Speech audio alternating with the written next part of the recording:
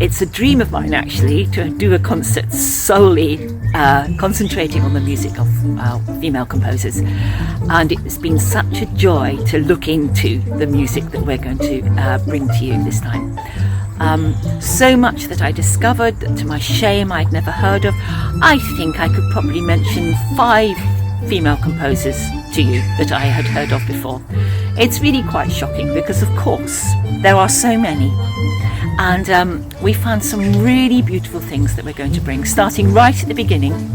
Well, it's probably not the beginning, but the first person that I feel had got her music published was a woman born in 1098 who was called Hildegard von Bingen, and who was so determined to follow her dream of writing music that she volunteered to join a convent so that she didn't have to follow the normal route of getting married and having children, because that was certainly not a way to be able to realise her musical talent. So she did this, and of course because the church was very strong in this at the time, she was able to write music, and some of her plain song is absolutely sublime.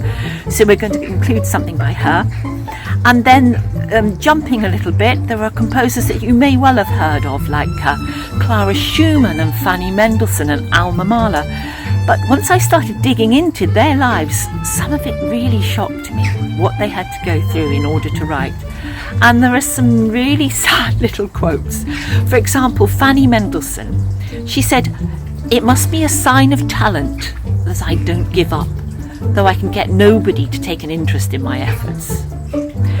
And Clara Schumann, who was married to Robert, of course, she said, even sadder perhaps, "I once possessed creative talent, but I've given up this idea. A woman must not desire to compose. There has never yet been one able to do it. Should I expect to be the one?" And worst of all, Alma Mahler, shortly after her marriage to Gustav, "I have been firmly taken by the arm and led away from myself." So, like in everything in life, women have had a harder time. So it's just really wonderful to be able to celebrate some of the creative pieces that they came up with.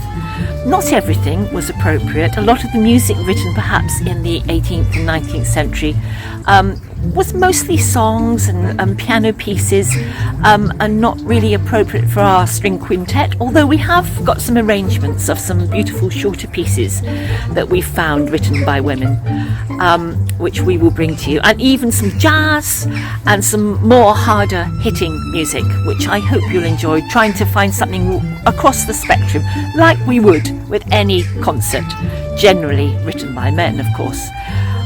So I really hope that you might be able to join us on one of those concerts, and if nothing else, I hope it might inspire you to dig a little yourself and find out about some of the music written by women. Hope to see you there. Bye bye.